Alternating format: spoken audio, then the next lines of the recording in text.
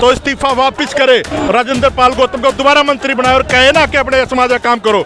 ये लोग हमें काटे आए कुत्ते की तरह रखते हैं, मालिक कहे तो भोकर, मालिक कहे तो काटे।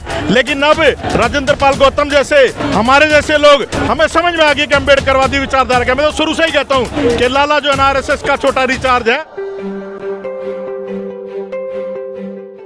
तो ये तस्वीरें आप देख सकते हैं दिल्ली के राजनिवास मार्ग से, जहां राजेंद्र पाल गौतम के नेतृत्व में एक बड़ा काफिला 26 अलीपुर रोड की तरफ चल पड़ा है और बड़ी संख्या में बौद्ध धर्म को मानने वाले और बाबा साहब के अनुयायी इसमें शामिल हैं। और ये तस्वीर आप देख सकते हैं और ये ऐतिहासिक दिन है क्योंकि आज ही के दिन बाबा साहब ने 14 अक्टूबर के दिन धम्म दीक्षा ली थी।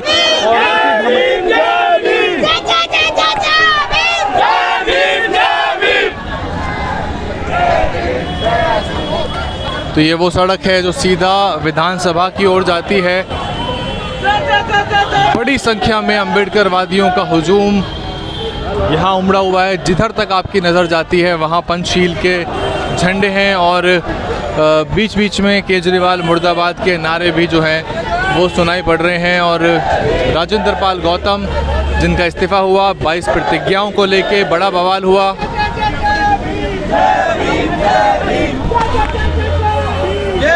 बहुत ही हाई प्रोफाइल इलाका है, विधानसभा इसी सड़क पर है और अरविंद केजरीवाल का जो सरकारी निवास है वो भी ठीक 26 अलीपुर के ठीक पीछे ही है और इसीलिए सुरक्षा के भी बड़े प्रबंध किए गए हैं।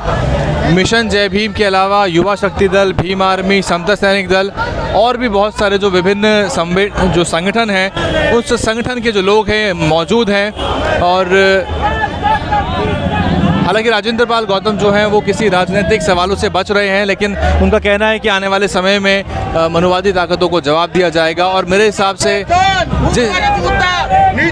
जिस तरह से यहाँ पे अम्बेडकरवादियों का हुजूम उमड़ा है, एक तरह से ये बड़ा संदेश जो है आम आदमी पार्टी को देने की कोशिश कर रहे हैं राजेंद्र पाल गौतम और बताना चाह रहे हैं कि उनके साथ बड़ी संख्या में अम्बेडकरी समाज जो है दिल्ली का वो जुड़ा हुआ है। तो ये तस्वीरें दिल्ली के विधानसभा सिविल लाइंस के एरिया से, जहां पे विधानसभा सामने ही है और 26 अलीपुर रोड की तरफ ये लोग बढ़ रहे हैं। तो सीधे हाथ पे जो सड़क जा रही है वहाँ अरविंद केजरीवाल का घर है फ्लैग स्टाफ रोड पे, इसलिए यहाँ सुरक्षा के खासे प्रबंध भी आप देख सकते हैं। सुरक्षा के कर्मी जो हैं वो यहाँ खड़े हुए हैं और वो रोक रहे हैं कि इस तरफ कोई भी ना बढ़ने पाए, क्योंकि यहाँ से इस तरफ अरविंद केजरीवाल का जो निवास है और फ्लैग स्टाफ रोड पे, इसीलिए सभी लोगों को यहाँ रोका जा रहा है। तो ये तस्वीरें जो कि आप डीएनएन हिंदी के फेसबुक पेज पे लाइव भी देख चुके होंगे और यूट्यूब फेसबुक पे ये पूरी कवरेज आप तक पहुंचाई जा रही है डीएनएन हिंदी के द्वारा। 5 अक्टूबर को धम्म दीक्षा का कार्यक्रम दिल्ली के रानी झांसी रोड स्थित अम्बेडकर मैदान में हुआ और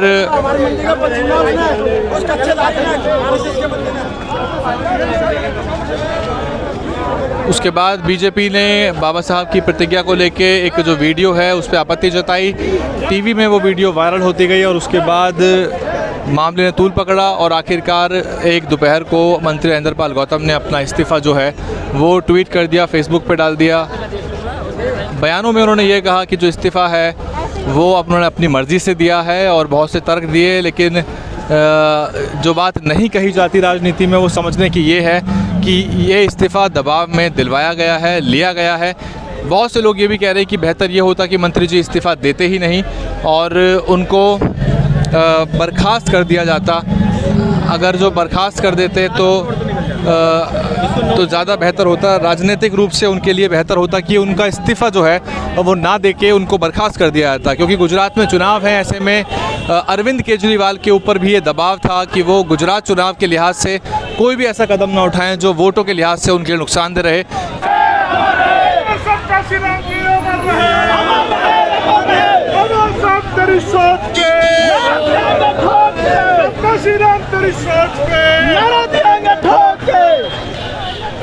तो दिल्ली में अम्बेडकरवादियों का बड़ा जमावड़ा, केजरीवाल मुर्दाबाद के नारे लगाते हुए 26 अलीपुर रोड बढ़ रहे हैं। और ये 14 अक्टूबर का दिन है आज, और 14 अक्टूबर का दिन इसलिए भी महत्वपूर्ण है क्योंकि 14 अक्टूबर को बड़े पैमाने पर बाबा साहब के साथ धम्म दीक्षा ली गई थी, और इसलिए ये जो दिन है काफ़ी महत्वपूर्ण है।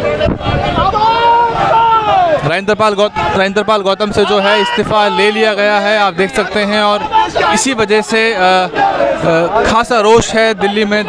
जो दलित समाज के लोग हैं उनमें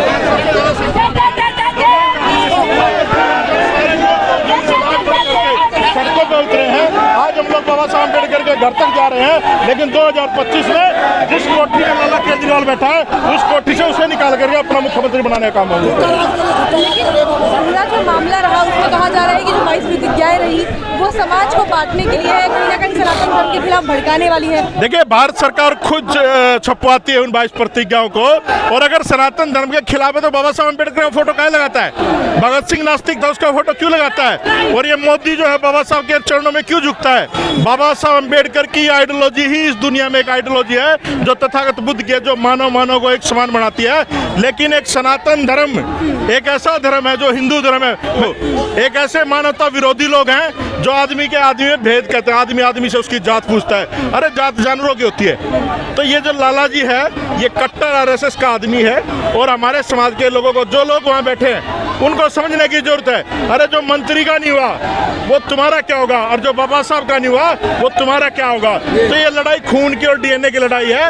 ये यूरेशियन है, हम इंडियन है, और ये मूल निवासी वर्सेस आर्यन की लड़ाई है। ये लड़ाई आज से नहीं है। राजेंद्र पाल गौतम हम लोग को नए नहीं है, हमारे पुरखों ने लड़ाई लड़ी है। बाबा साहब अम्बेडकर ने, मानवर साहब काशीराम ने, जितने भी महापुरुष हुए सब ने लड़ाई लड़ी है। और ये तो 22 प्रतिज्ञा है। जिस दिन हम इनके ईश्वर से सवाल पूछेंगे पेरियार वाले 15, जब कहाँ छुपेंगे जा करके, है ना?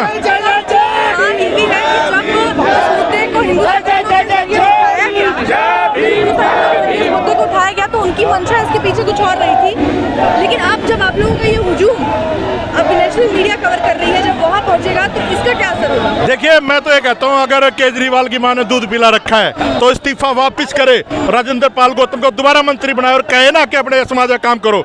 ये लोग हमें काते कुत्ते की तरह रखते हैं, मालिक कहे तो भौंकर, मालिक कहे तो काटे। लेकिन अब राजेंद्र पाल गौतम जैसे, हमारे जैसे लोग, हमें समझ में आ गई कि अम्बेडकरवादी विचारधारा का। मैं तो शुरू से ही कहता हूँ कि लाला जो आरएसएस का छोटा रिचार्ज है, और ये कच्छाधारी लोग हैं। इसमें बयान भी दे रहा कि मेरा बाप भी संघी था, मैं भी संघी हूँ। तो ये लड़ाई संघियों के खिलाफ है, यूरेशियनों के खिलाफ है, आर्यों के खिलाफ है। बहुजन की लड़ाई जो है, मूल निवासियों की लड़ाई। भारत में अब ये सत्ता परिवर्तन की लड़ाई शुरू होगी, सड़क से संसद तक। ये दिल्ली नहीं, पूरे देश में जाएगा। और अगली बार मैं घोषणा करता हूँ, अगली बार रामलीला मैदान में इससे बड़ा कार्यक्रम करेंगे, और देखेंगे मोदी गौरी, योगी गौरी, सबको आ जाए हमसे लड़ने के लिए।